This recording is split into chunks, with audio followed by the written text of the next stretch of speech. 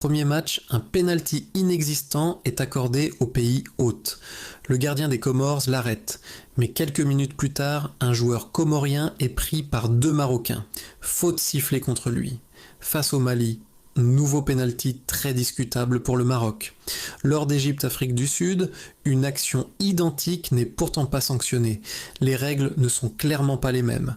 Contre la Tanzanie, un penalty évident n'est pas sifflé et l'arbitre refuse la VAR. Face au Cameroun, plusieurs situations claires sont encore ignorées. En demi-finale contre le Nigeria, Bassé protège le ballon, Brahim Diaz tire son maillot, faute pour le Maroc, carton jaune injuste. Plus tard, El Kaabi saute sur Bassé sans réaction arbitrale. Même les serviettes du gardien nigérian disparaissent. La finale contre le Sénégal atteint le sommet.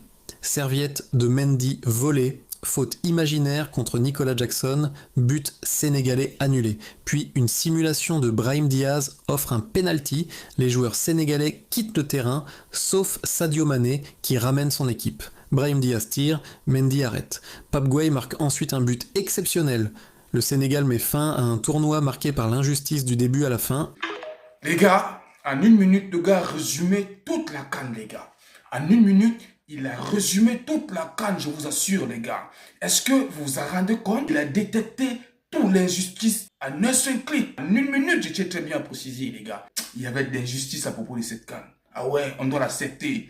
Et je pense que pour qu'on puisse l'oublier et avancer, faudrait d'abord que nos frères marocains puissent l'accepter. Et je sais que quelque part, il y a nos frères marocains qui sont dignes de ce nom, qui acceptent que cette CAN, il avait de l'injustice et du vol quelque part, les gars. Non, c'était de trop. C'était de trop, les gars. Justement, quand je regarde cette vidéo, je n'arrive pas à croire que j'étais scotché devant la télévision pour regarder les matchs, croyant que le pays qui était en train de compétir ou bien en train de jouer avec le Maroc pouvait avoir la chance de passer, alors que c'était le contraire. Maintenant, je me rends compte que le seul match que je devais visionner, c'est le match Sénégal-Maroc. C'est là-bas que je pouvais me réjouir et savoir que le Maroc devait rester. Mais pour le reste des matchs que le Maroc a eu à jouer avec d'autres équipes, il ne fallait vraiment pas que je les regarde, vraiment parce que ça ne valait pas la peine, les gars. C'est ce que je constate maintenant.